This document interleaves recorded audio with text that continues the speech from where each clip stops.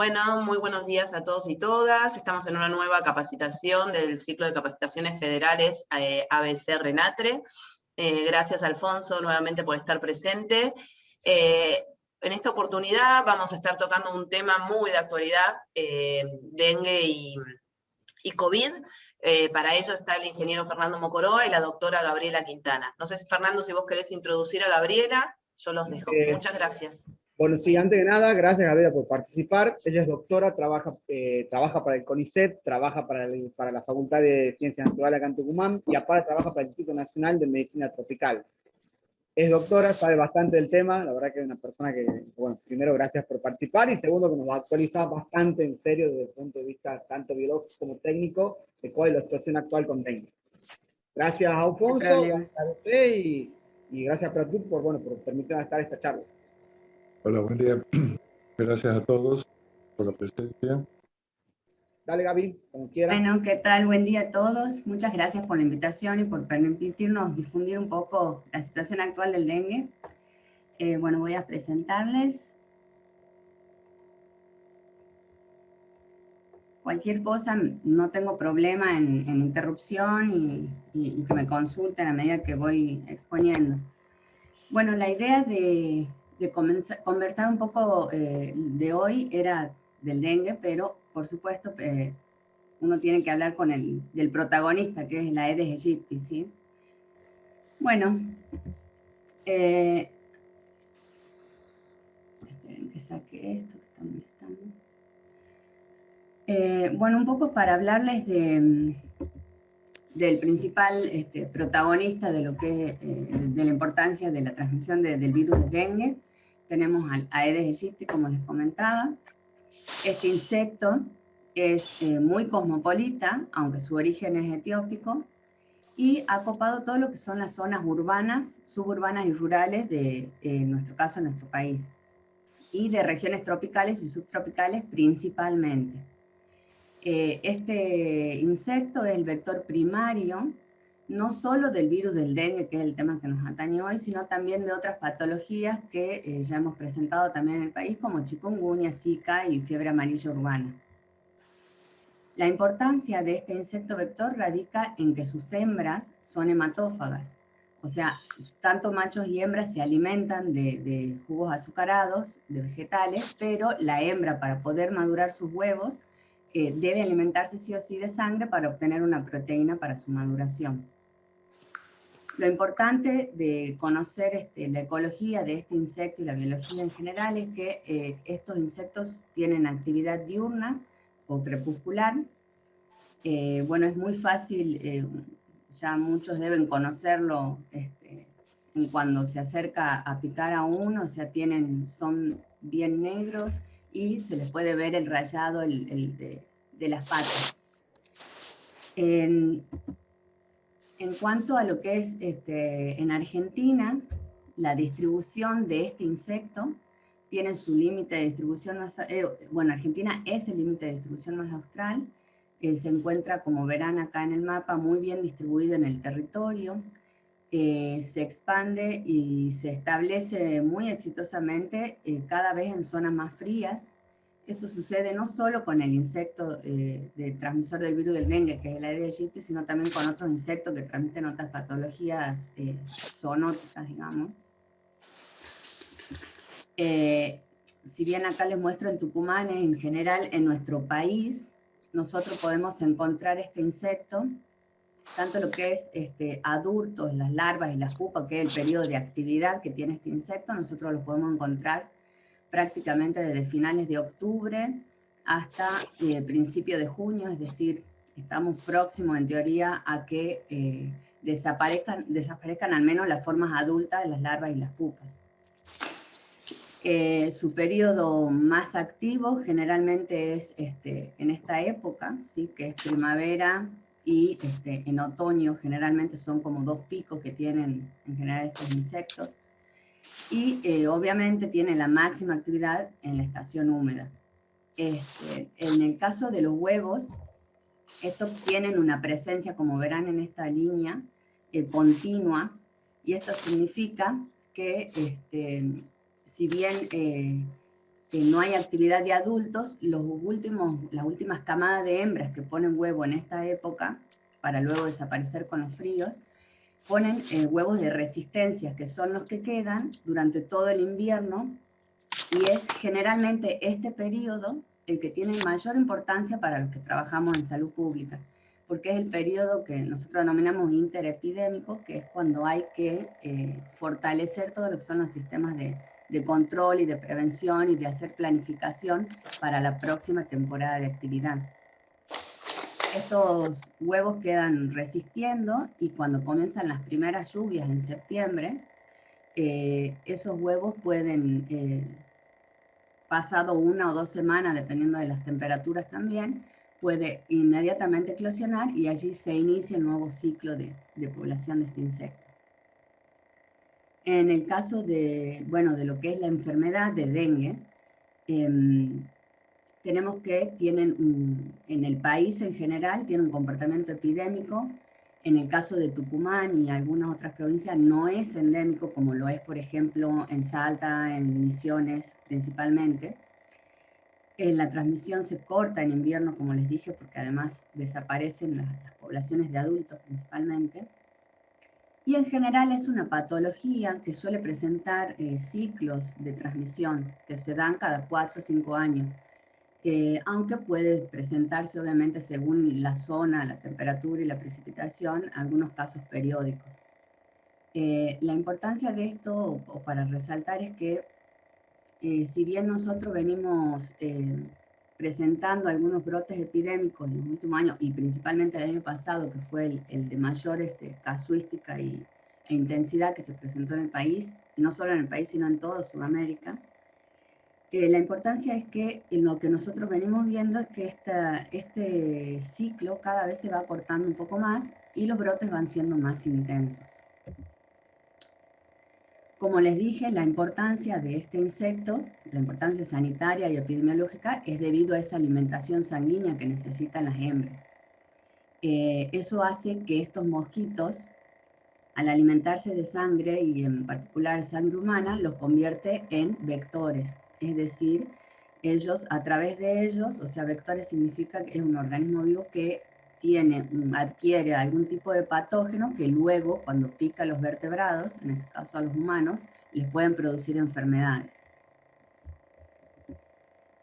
El dengue, bueno, muchas de las arbovirosis en realidad transmitidas en Argentina, hablando en general, son, bueno, estos últimos años han sido muy renombradas, y además del dengue, como les dije, el chikungunya, la fiebre amarilla, virus Zika, que fue de gran importancia en el 2016, en el brote de dengue 2016, estuvo asociado a algunos casos de virus Zika, que eran los que estaban ligados a, y que producían mujeres embarazadas problemas en los fetos, y se producía esta microcefalia. Bueno, hubieron casos en Argentina, y de hecho en Tucumán hubieron un par de casos de muertes. Bueno, la importancia de hacer el seguimiento de estas arbovirosis implica poder resolver algunos problemas sanitarios, sociales y económicos, bueno, los cuales son de difícil abordaje, pero es a eso a lo que apuntamos en el grupo de trabajo. Si bien, o sea, para que estas arbovirosis se instalen en distintos lugares, hay distintos factores que hay que tener en cuenta que determinan que las enfermedades por Aedes, ¿sí? O sea, tenemos dentro de la enfermedad por Aedes, por ejemplo, tenemos factores que pueden influir tanto en el del ambiente. Obviamente siempre la ubicación geográfica en este tipo de enfermedades son importantes porque están circunscritas a algunas zonas tropicales y subtropicales, y todo lo que ello conlleva el ambiente, como el cambio climático, la temperatura y la precipitación. Y por otro lado, cuestiones más de organización o de urbanización, como es la disponibilidad de agua de red y el manejo de residuos, son dos macrofactores muy importantes a tener en cuenta, sobre todo porque son factores que lo que hacen es influir en lo que es aumentar el riesgo de exposición, ¿sí? Aumentar el contacto efectivo entre el humano y el insecto que transmite el virus. Por otro lado, como factores muy determinantes, o sea, son muy importantes, son los factores sociales, donde la densidad de población, la circulación de las personas y, bueno, educación para la salud, comunicar y la participación ciudadana son factores muy importantes a tener en cuenta para poder frenar o mitigar la circulación de este virus. Y en cuanto a lo que son los microfactores, son factores de riesgo que son tenidos en cuenta en relación a los componentes del proceso de esa enfermedad, que son aquellos factores relacionados al mosquito, o sea, la importancia de lo que es conocer dónde están y en qué densidad se encuentran esas hembras, por ejemplo, porque esto aumenta la posibilidad de riesgo de contagio. El monitoreo vectorial estratificado, es decir, mantener un monitoreo no solo epidemiológico de los casos, sino también la posibilidad de hacer una vigilancia de la dinámica de esos mosquitos, ¿sí? Y por supuesto todo lo que es el control físico en los momentos oportunos, el control vectorial en momento oportuno, que son, pueden ser controles físicos, biológicos o químicos, ya les voy a hablar un poquito más adelante. En cuanto al virus, obviamente importa el nivel de viremia. Hay algunas, lo que pasó por ejemplo con el brote del año pasado, fue que comparado con los brotes anteriores que sucedieron en el país, este brote no solo fue importante en cuanto a casuística, sino también es que hubieron muchos más casos humanos de gravedad y en muchos casos han necesitado ser internados para poder resolver y para poder tratar mejor la sintomatología de la enfermedad. Y de hecho tuvimos también una letalidad mayor que en otros brotes epidémicos. Y por otro lado, bueno, o como factores también la atención médica y la vigilancia. Eso nos pasa, de hecho, el año pasado fue todo, o sea, todos estábamos muy atentos porque además era muy grande la cantidad de casos que teníamos. Había una mayor intensidad en las cuestiones de la sintomatología, entonces estaba más presente en la memoria de las personas. Pero, por ejemplo, este año, particularmente acá en Tucumán, nosotros tuvimos algún par de casos, pero no eran autóctonos, es decir, era gente que a lo mejor había viajado a área endémica, en este caso a Salta, y habían vuelto con la sintomatología y se les detectó el virus dengue, pero fueron aislados para que no se reinicie la actividad en esta zona. Uno habla de lugares que no son endémicos cuando el ciclo no se reinicia naturalmente en el lugar.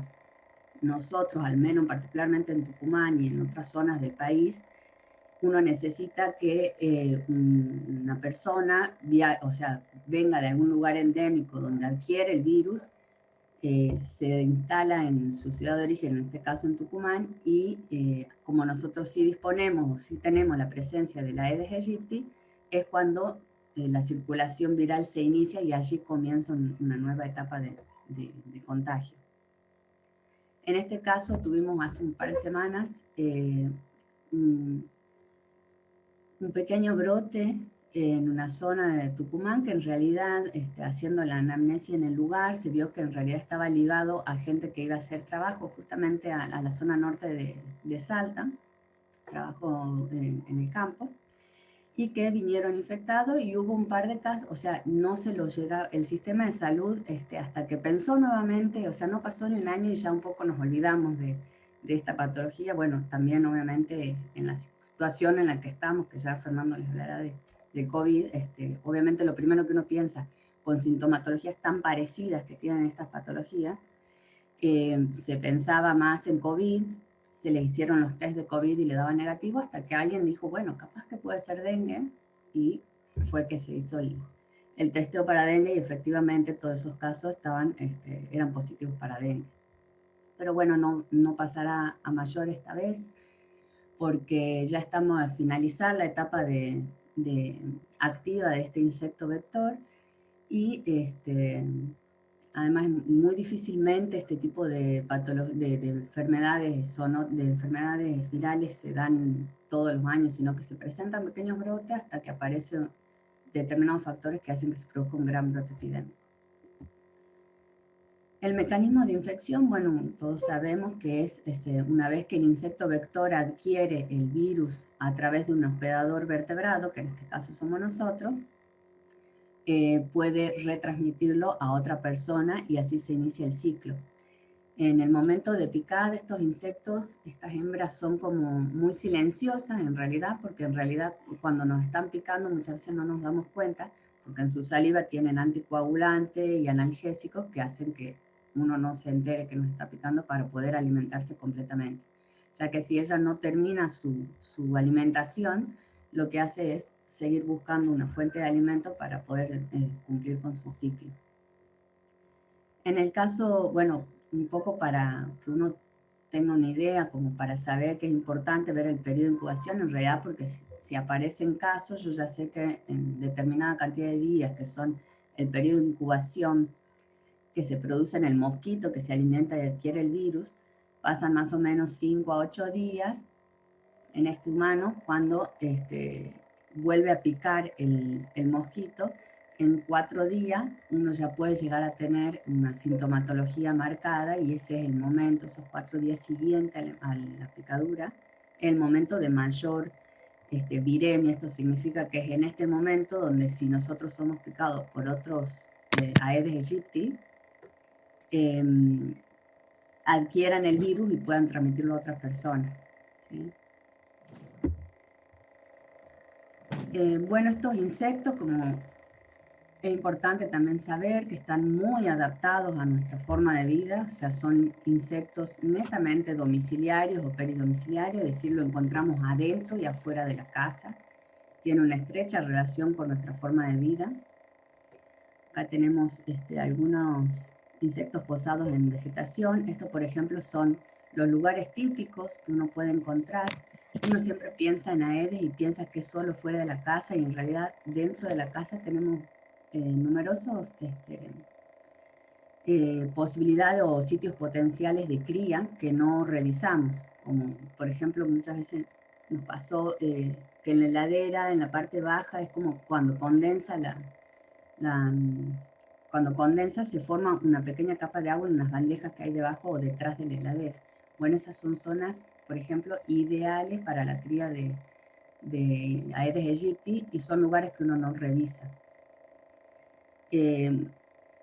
Estos son, por ejemplo, el borde de un sitio de cría. Generalmente, además, les gustan los sitios artificiales, es decir, los recipientes artificiales. Estos son los huevos, porque en general la hembra lo que hace es, en un recipiente que contiene agua, en el límite entre lo que es el agua y el recipiente, es en esa zona donde deposita sus huevos de manera lineal. Es decir, nosotros siempre vamos a encontrar en lo que es los floreros u otro tipo de recipiente, en los bordes, ¿sí? Y se ve claramente la cantidad de huevos. Bueno, acá tenemos la típica, las larvas, las pupas, bueno, hay otros recipientes y las picaduras, ¿sí? Generalmente estos insectos, como les dije, son diurnos y pican en zonas bajas. O sea, si uno está sentado trabajando en la computadora, por ejemplo, es continuamente asediado por estas, son muy insistentes las hembras para picar, así que nos damos cuenta. El ciclo de vida, que es importante para cuando se producen determinadas, o sea, por ejemplo, si venimos en época seca y de pronto llueve, yo ya sé que en un ciclo de 10 días aproximadamente puedo llegar a tener una primera población de este insecto. El adulto es el que tiene la hematofagia, entonces deposita sus huevos en esas zonas que les comentaba, de límite, y transita unos 10 días hasta que pasa por los distintos estadios de larva, donde va creciendo, se forma la pupa, y allí recién emerge el adulto. Y bueno, este ciclo, que puede durar 10 en promedio, pero 10 a 14 días, se reinicia constantemente a medida que mientras haya humedad o precipitación y temperaturas óptimas. Estos son los huevitos, para que vean. Bueno, el desarrollo, como habrán visto, todos sus estadios, salvo el adulto, son netamente acuáticos, a diferencia de otros insectos que tienen también importancia epidemiológica. Y con lo cual los criaderos en general prefieren los lugares, como les decía, los sitios los recipientes artificiales, pero también se sabe que crían en sitios naturales, como muchas veces en vez de las hojas, miren, pone la hembra, deposita sus huevos, y mientras se mantengan esas, generalmente esas plantas que se ponen dentro de las casas con recipientes de agua, son ideales para criar aedes. También se los encontró bueno, en los huecos de árboles, en bromelias, pero como les digo, generalmente cualquier tipo de recipiente artificial para ello es suficiente para poder criar. Como máximo hemos encontrado gran cantidad de huevos en lo que son las piletas estas de lona. En las piscinas de material muy difícilmente se encuentran este tipo de mosquito, al menos. El mosquito común sí, pero en este caso Aedes aegypti prefiere sitios más pequeños y artificiales. Bueno, acá tenemos algunas imágenes para ver cómo hasta en algunos tipos de plantas, en las raíces, en las hojas, en vez de las hojas. Bueno, para que vean un poco lo... Es importante, por ejemplo, a nivel del sistema de salud, cuando se hacen los estudios focales, la gente tiene que estar capacitada para ver. Generalmente en salud, a lo largo de estos años, se ha trabajado mucho con lo que es las larvas, como habrán visto cuando iban a hacer estudios en su casa. Estas larvas son importantes de diferenciar con las otras larvas de los mosquitos comunes, esos que hacen ruido en la noche, porque si bien tienen importancia epidemiológica, en Tucumán no está marcada o sea, no tiene gran relevancia a nivel de transmisión de virus, pero en la Aedes sí. Bueno, estos son algunos determinantes también epidemiológicos, como yo les decía, algunos de los macrofactores, de los determinantes que son muy importantes para controlar o mitigar las poblaciones de Aedes aegypti, tiene que ver no solo con el saneamiento ambiental en cuanto a accesibilidad al agua, para no tener que acumular agua para uso diario, el cual debería estar tapado, por ejemplo. Es el problema muchas veces de los lugares donde no tienen otra opción que acumularlos en tachos.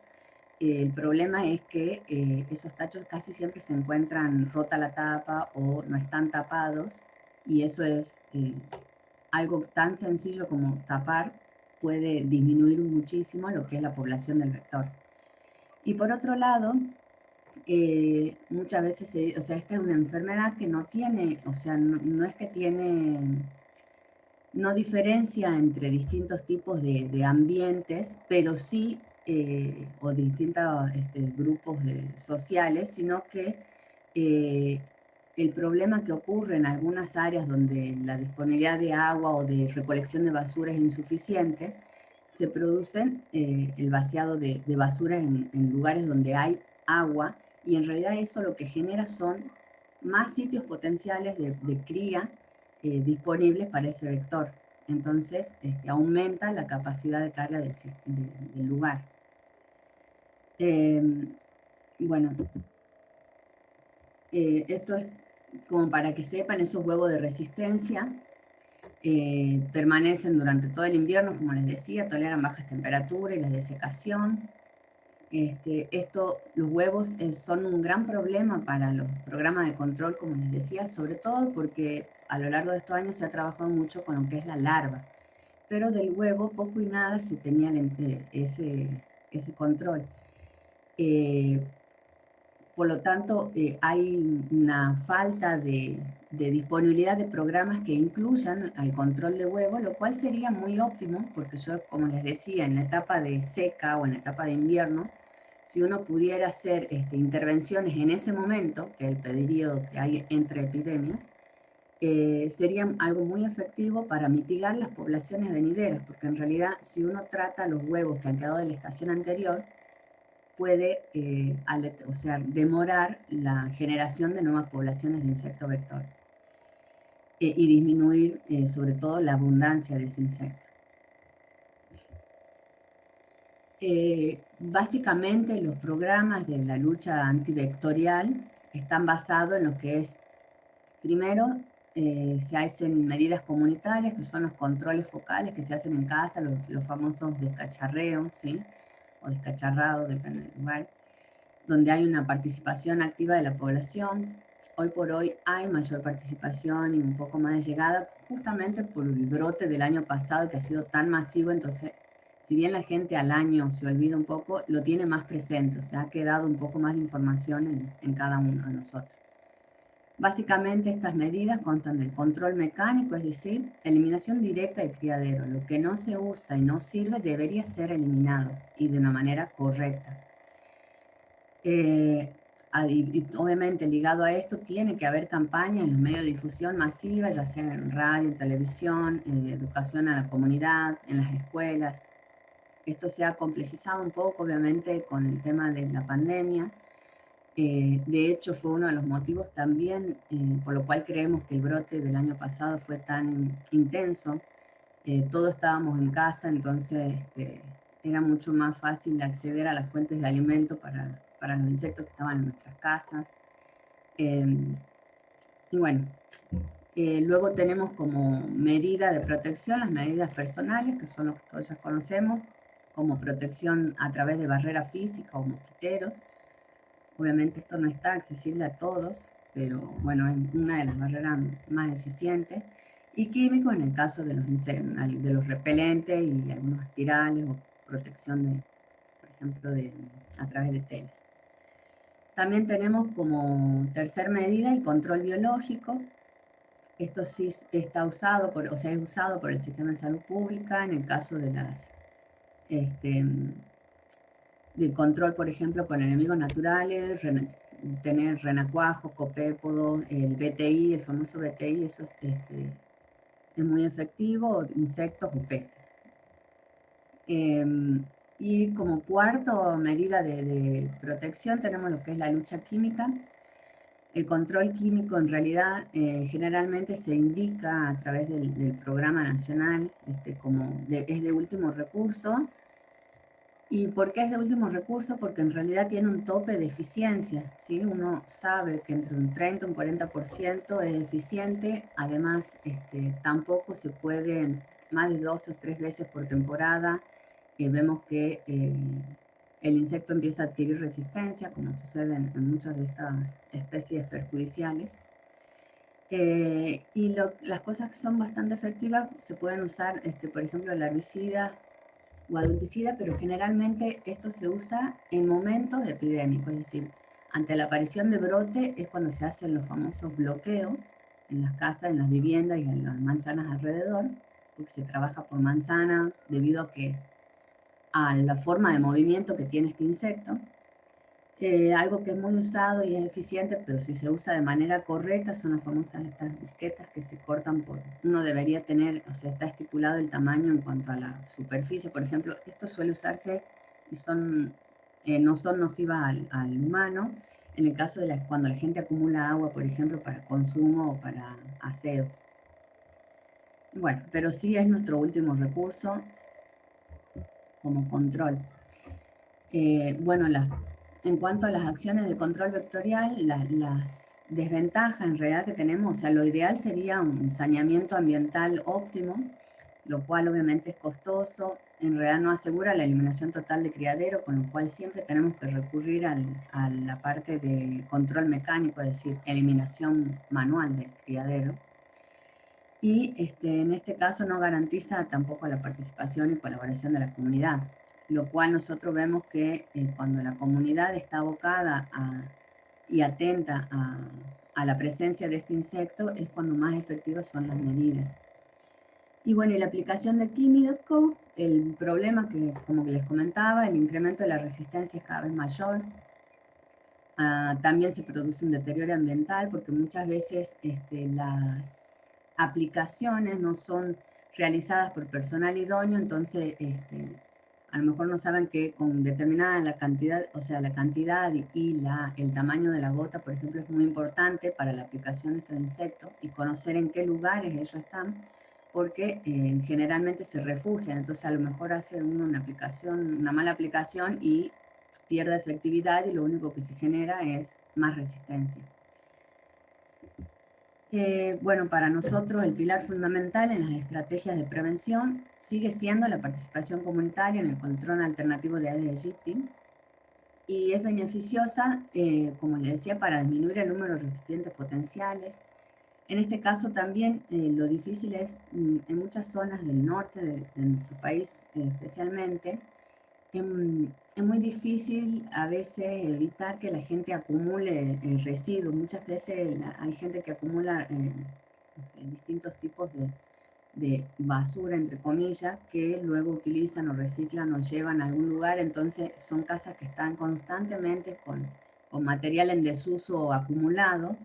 Y bueno, y en otros casos también es una cuestión cultural que es muy difícil de erradicar, pero con el tiempo y con la difusión y la transmisión a la comunidad, pienso que eso puede ir mejorando de a poco. Sobre todo cuando uno trabaja, estamos trabajando mucho a nivel de la escuela con niños, porque son los principales difusores de las buenas prácticas.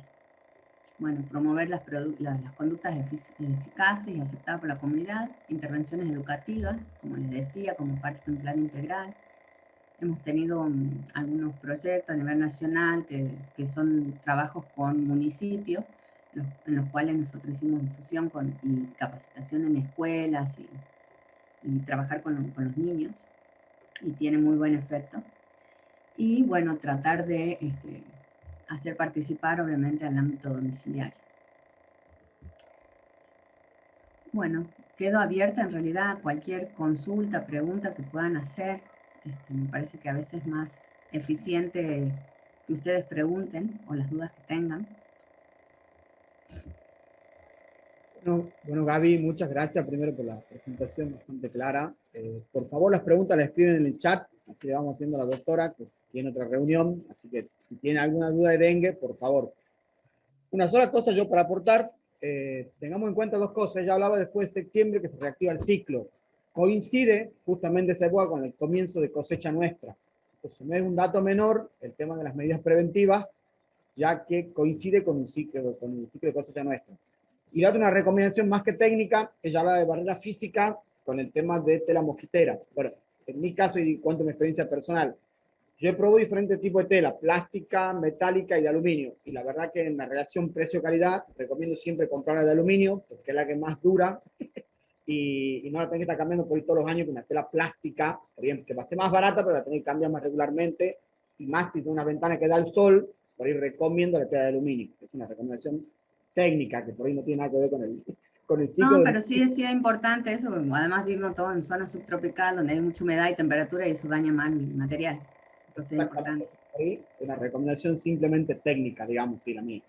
Y bueno, y cuidado con todo esto que dice, che, ciclo de vida, 10 días.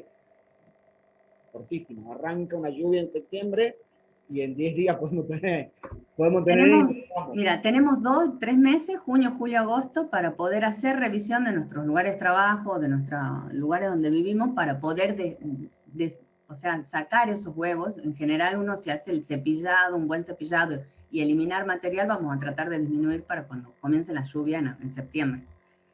Gaby, una pregunta ahí. Sí. Pregunta Juan Arquez. ¿Hay vacunas o una persona cree inmunidad?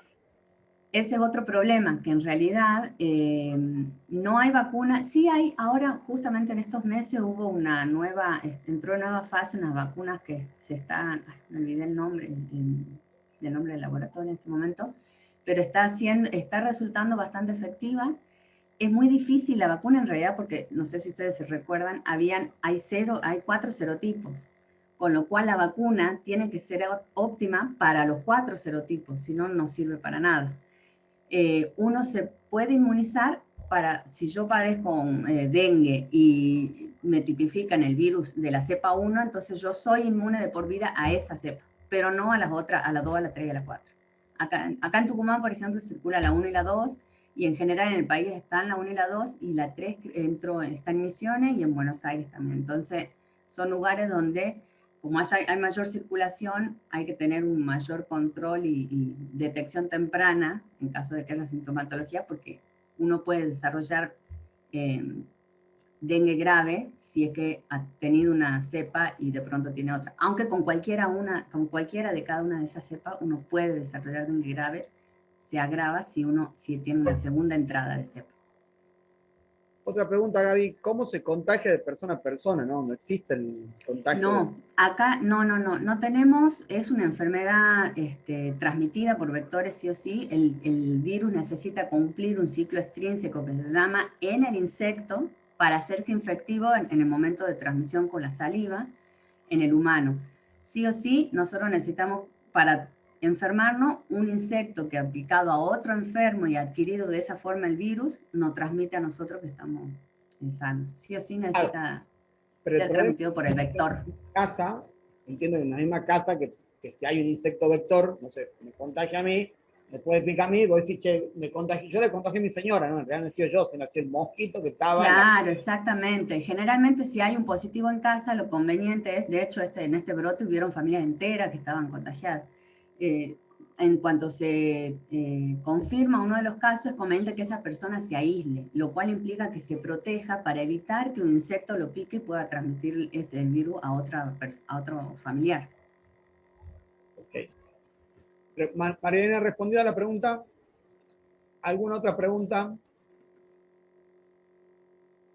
¿Seguro? A ver. Si no hay otra pregunta, arranco con coronavirus y bueno, le damos las gracias. Cualquier cosa queda abierta. Muchas gracias a ustedes por escuchar. Tiempo y bueno, cualquier cosa, cualquier duda que hay me la pueden hacer llegar, si por ahí no la tienen en público, yo se la voy a llegar a ella. Bueno, arranco yo con coronavirus. Gracias, Gaby. Muchas gracias por todo. Gracias a usted. Nos vemos.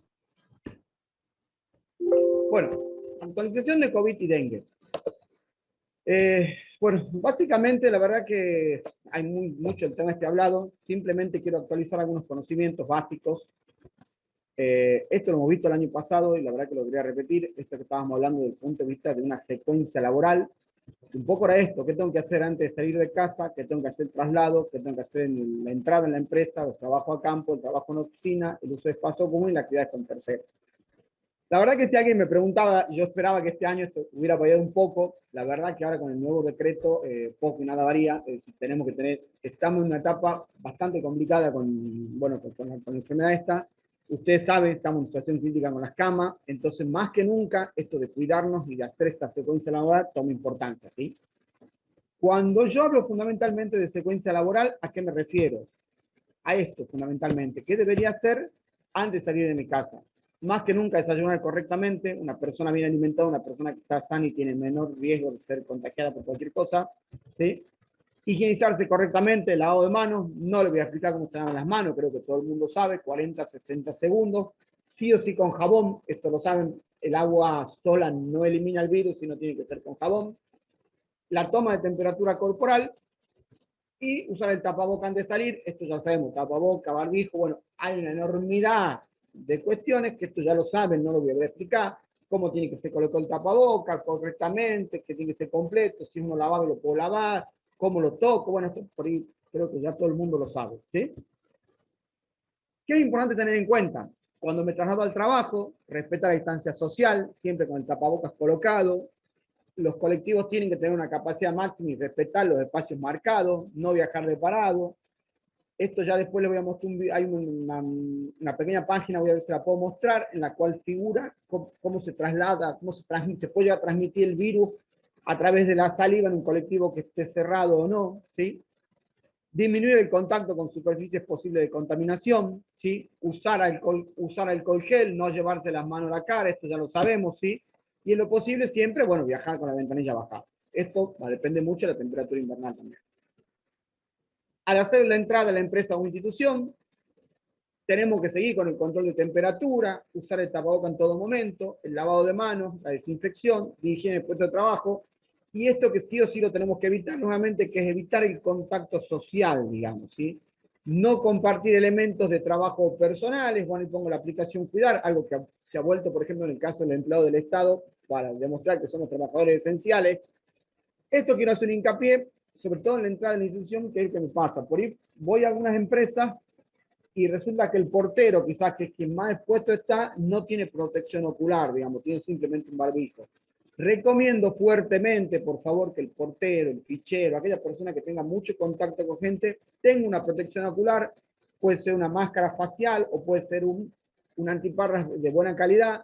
Esto es importante remarcarlo, la máscara facial entera no reemplaza el barbijo tampoco, que es lo que he visto muchas veces que usan la máscara facial y no usan el barbijo. Bueno, esto no es así, la máscara facial no reemplaza el barbijo, pero bueno, no quería dejar de mencionarlo. Bueno, esto ya lo conocen. Si tengo síntomas, harto conocí los síntomas, fiebre 37 o más, tos, pérdida de gusto o olfato, de garganta y dificultad respiratoria. Bueno, acá doy ejemplo, alcohol gel. Ejemplo también de cartelería. Esto, digamos, repito, está más presente que nunca en estas 2 últimas semanas que tenemos una cuestión crítica en el sistema de salud. Y en los trabajos a campo lo mismo.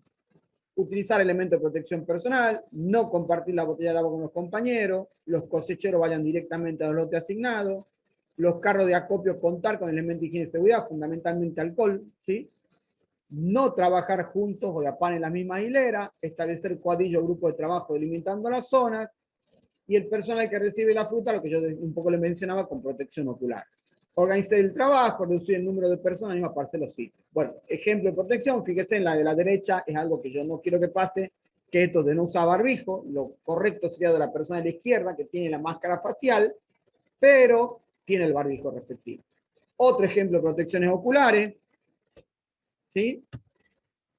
En los trabajos de oficina, el lavado correcto de manos, en el lugar de trabajo, tratar de poner esto de las burbujas o esquemas de rotación, siempre que se pueda. Cuando yo tengo una oficina que tengo 6 personas y no tengo espacio, bueno, trata que vayan 3 un día, 3 otros, esto ya lo conocen. Realizar la higiene y desinfección de los ambientes, identificar los elementos de trabajo personal y evitar el intercambio, y la entrada y salida del personal debe ser diferente. Y algo fundamental que se está demostrando esto, ventilación natural y constante, las ventanas abiertas, las puertas abiertas. Ya sé que me va a querer matar el que haga ese control de plaga, me va a decir, che, yo no puedo tener, pero bueno, la verdad que en este caso capaz que es preferible que haya un insecto y no que nos contagiemos el COVID. Un ejemplo que doy, esto ya lo termina cada empresa. Ejemplo de cartelería, esto que ya lo hemos hablado, yo que bueno, que todo el mundo lo conoce ya, el tema del mate, cuando alguien vaya se lleva su propio mate, nadie comparte el mate hoy. Cartelería, en los espacios comunes, uso de tapabocas en forma obligatoria en la responsabilidad social, refrisar los distanciamientos, restringir las visitas, la asistencia sanitaria, ventilación natural y constante, lo vuelvo a repetir. Esto es demarcar los espacios, para eso miren todo este tipo de cintas. Bueno, esta foto que siempre la pongo, antes del COVID lo que era, después del COVID lo que es, cómo se trabaja. Hagamos hincapié en los elementos de protección personal. En actividades con terceros, que es importante. Reuniones de grupo reducido, en el tema de capacitaciones al aire libre preferentemente, evitar reuniones presenciales con proveedores, el personal externo paso obligatorio por portería, los transportistas no tener contacto, los transportistas que van y vienen de un lado al otro, tratar de tener el menos contacto posible con gente de la empresa, la toma obligatoria de temperatura y el kit de olfato en cada portería, ¿sí? Y en lo posible todas las reuniones al aire libre y de corta permanencia, no más de 1 hora las reuniones al aire libre. Bueno, esto hoy saben que está prohibido, hoy por el nuevo decreto, por más que sean reuniones al aire libre no se permiten, pero bueno, si en caso que tengan que hacer, por favor no más de 1 hora. En resumen, esto yo lo he dicho anteriormente, ¿esto qué es? Es un cambio de hábitos, distanciamiento social, lavado de desinfección correcta a mano, uso de tapaboca, hay una obligación social en todo momento, no solamente en el trabajo, identificar elementos personales, evitar reuniones grupales, desinfección justamente de elementos y control de temperaturas y olores, tanto en la parte de personal como en portería. Esto ya todo el mundo sabe, pero hay que repetirlo. No existe un tratamiento para COVID, lo único que hay, no hay un antiviral específico, tienen que ser tratados para reducir los síntomas clínicos, ¿sí? Datos que son interesantes, a la fecha no existen evidencia que el virus contamine los alimentos, las únicas medidas efectivas son estas, lavado, distanciamiento y desinfección, y hay nueva evidencia de contagio en ambientes cerrados. Acá les dejo un par de páginas interesantes, les pido que las copien, la verdad que son páginas de marzo, de abril y alguna un poco más vieja, en el cual básicamente se dice cómo se contamina, digamos, en ambientes cerrados a través de la respiración o del habla, digamos. Hay una simulación también dentro de un colectivo del transporte, yo recomiendo que la vean, esta que está acá, esta la del punto 2, digamos, ¿sí? La verdad que es bastante bueno, recomiendo que copien esta página y que la vean. Ya la voy a pegar en todo caso, la copio en un rato y la pego en el chat para que la vean. Son páginas que están bastante buenas y un poco explican cómo trabaja el virus, ¿sí? Estos son un ejemplo, por ejemplo, ¿qué pasa? Esto es Fuente del País. ¿Qué pasa en un espacio cerrado? Digamos, acá está el riesgo marcado con rojo, ¿sí?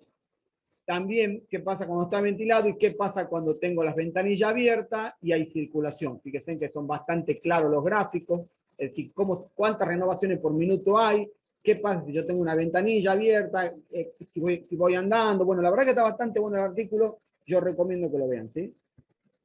¿Qué es importante tener en cuenta si yo me contagio con COVID?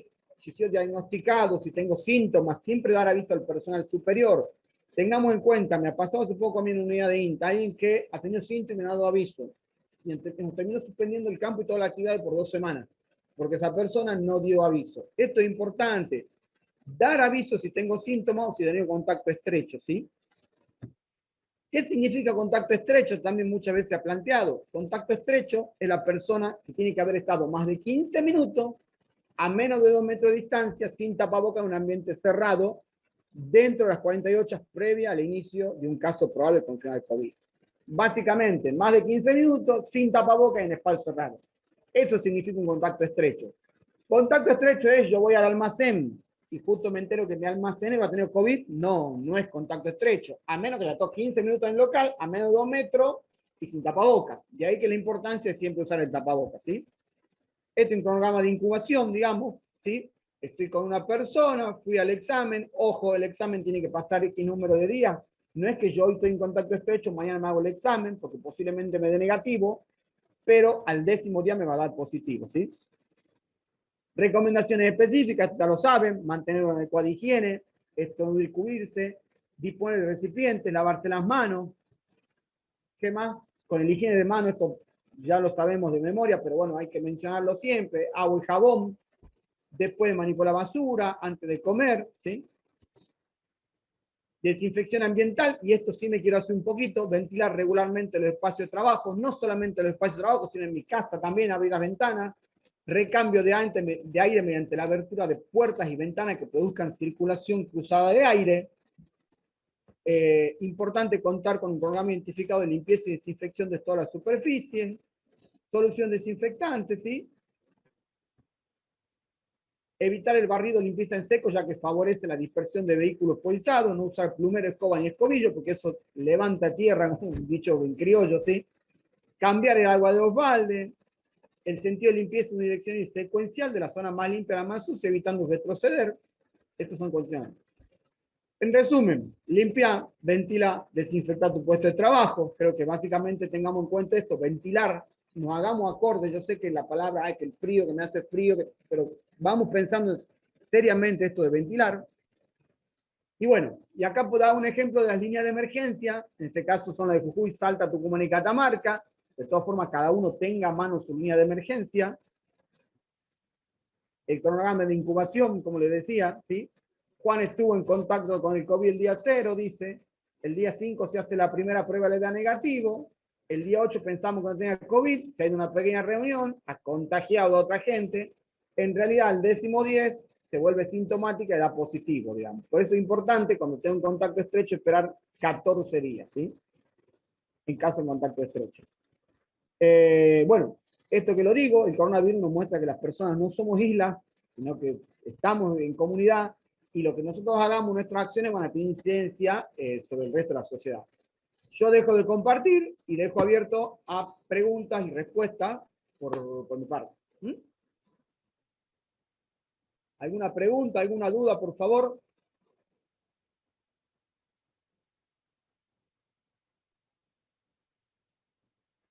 ¿Alguna duda?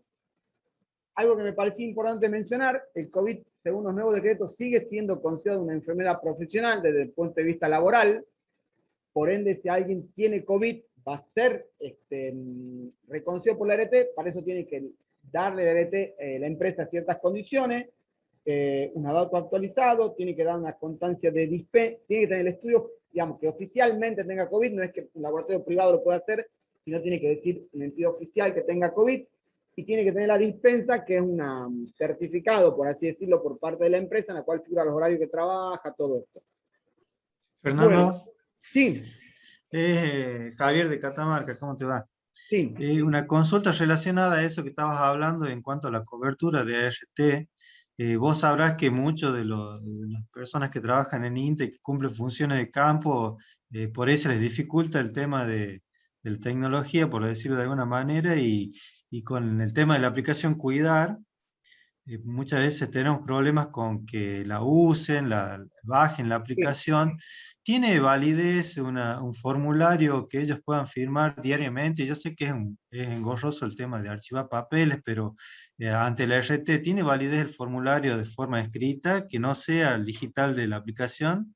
En realidad, vos ante la RT podés demostrar con la aplicación o con otros formularios. Siempre es mucho más fácil en la aplicación. Yo lo que te recomiendo en ese caso, que alguien de la familia o alguien de recursos humanos, no sé, vamos a poner un ejemplo. Vos tenés, digo para el INTA, pero puede ser para cualquier empresa.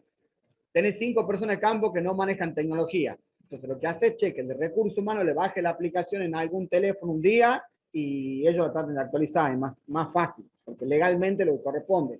De todas formas, tenés como comprobarlo con otro tipo de papeles que ellos estaban trabajando también. ¿Se entiende, Javier? Sí, sí, sí, sí. Bueno, Lo recomendable sería la aplicación. Ahora, si no hay solución, bueno, de todas formas, tenés otro tipo de papeles que son estos, como me decís, o para que en caso de litigio con la RT, comprobar que esa persona estaba trabajando. Lo que te va a pedir la RT, que es, vamos por un ejemplo, Fernando Mocoroy se contagia de COVID, trabajador esencial. Me va a decir la RT, perfecto. Primero tráigame el estudio PCR oficial, no de un laboratorio privado, en este caso de Tucumán, el Sistema Provincial de Salud, que tiene que decir que yo tengo COVID. Y después el INTA debería presentar la constancia de dispensa en la cual dice que esta persona trabajaba con tal horario, hacía tal función, es como que una certificación de servicio. ¿Se entiende? sí, perfecto, perfecto, Fernando. Gracias. Sí. Bueno, ¿alguna otra duda? Vamos, que no debe ser tan bueno, debe haber dudas, me imagino. Le corresponde a la cobertura del pago empleado que se aíslen de manera preventiva por haber tenido contacto estrecho con un positivo. Yo entiendo que sí, digamos, eso lo maneja cada empresa, pero entiendo que sí, que si vos tenés, está demostrado que vos tenés contacto estrecho, me imagino que tu sueldo te lo van a pagar, no es que no te van a pagar. Eso dice la lógica legal, ¿sí?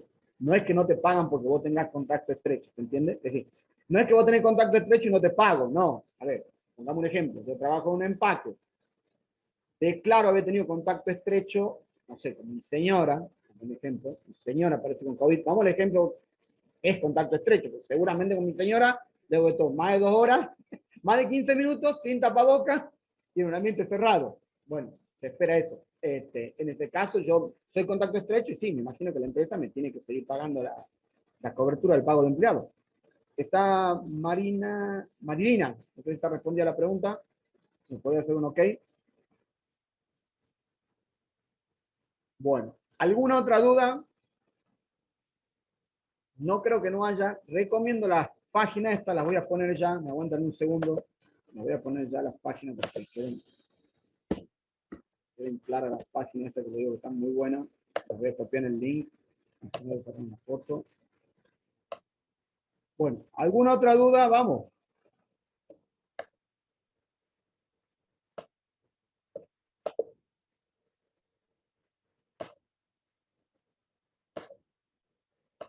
Lo pongo acá para todos. Estas páginas, por favor, vean, que están bastante buenas. Recomiendo, son bastante didácticas, tienen un par de videos bastante lindos. Úselan por ahí. Fernando, Sí, una pregunta, Walter Casín de Catamarca. igual te Hasta ahora se habla sobre todo de medidas preventivas antes para no ser positivo de COVID. ¿Qué pasa? sí. ¿Hay recomendaciones para aquellos trabajadores que hayan contraído la enfermedad y tienen que volver a trabajar? Y la recomendación es que el médico le tiene que dar el alta. Yo Sí, pero entiendo una que vez dado el alta, por el tema de las secuelas que puedan quedar, ¿habrá alguna recomendación? ¿Se pensó algo en eso o no? mira, yo entiendo lo siguiente. Si después de haber quedado alguna secuela, puede ser denunciado como una enfermedad profesional. Pero hay que ver si le quedó alguna secuela. Eso no lo determino yo, digamos, lo determina un médico. Y habrá que tener. Claro, pero no hay así recomendaciones como esta, digamos, uno que dio positivo para evitar que se aparezca algunas secuelas, ¿se tiene alguna consideración o no con ese trabajador? A ver, entiendo cuando vos sos positivo y has pasado COVID, vos no contagiás, digamos. ¿entiendes? Si vos pasó COVID, tenés el alta, no sos una persona que estés contagiando que tengas el virus, ¿entiendes? Es decir, eso queda claro primero para que si por ahí vuelve un compañero después de COVID, no lo miren con desconfianza. Si está la alta médica, esa persona. Si a esta persona le queda alguna secuela, eso lo tendrá que ver con el médico laboral o con un médico, que dirá, no sé, vos no tenías, vamos a poner un ejemplo, vos no tenías este problema respiratorio antes de esto y hoy has quedado con una secuela. Bueno, habrá que ver cómo se lo manejan y ver lo que esté eso después. Estimo yo. Pero no hay una recomendación general, si esa es la pregunta. ¿Se entiende? Ok, Ok. gracias. No. Vamos, ¿alguna otra consulta? Y si no, bueno, si quieren le dejo mi mail, cualquier cosa que en el chat, ¿sí? Si tienen alguna duda, por favor me la mandan. Si tienen alguna duda, necesitan algo, sin ningún compromiso, yo les contesto. Recomiendo fuertemente, vean los artículos estos recomendados, la verdad que están bastante buenos y son muy didácticos, y ahí básicamente explica todo esto del ambiente cerrado, por qué la importancia de tener el ambiente, que el ambiente no sea cerrado y tener ventilación natural, ¿sí? Por mi parte, muchas gracias, agradezco la participación de todos, y bueno, los invito el día viernes, hay una charla de primeros auxilios. Seguramente yo, si bien figuro yo, en realidad va a dar un licenciado que se llama Santiago Farías. La verdad que va a estar bastante buena, bastante práctico este muchacho. Así que, bueno, lo espero todo el día viernes. Por mi parte, nos vemos y a cuidarse y cuídense todos, por favor. Que bueno, de más está decirles, ya saben por todo esto que esto está bastante crítico, digamos, con el tema COVID. ¿Sí? Y independiente que trabaje en el sector público o privado, la realidad hoy es que no tenemos camas, si alguno se agrava, y tampoco creo que en menos de una semana aparezcan de la nada las camas. Entonces, por favor, se cuidan todos. ¿Ah? Por mi parte, muchas gracias y bueno, los espero el viernes a todos. ¿Ah? Gracias.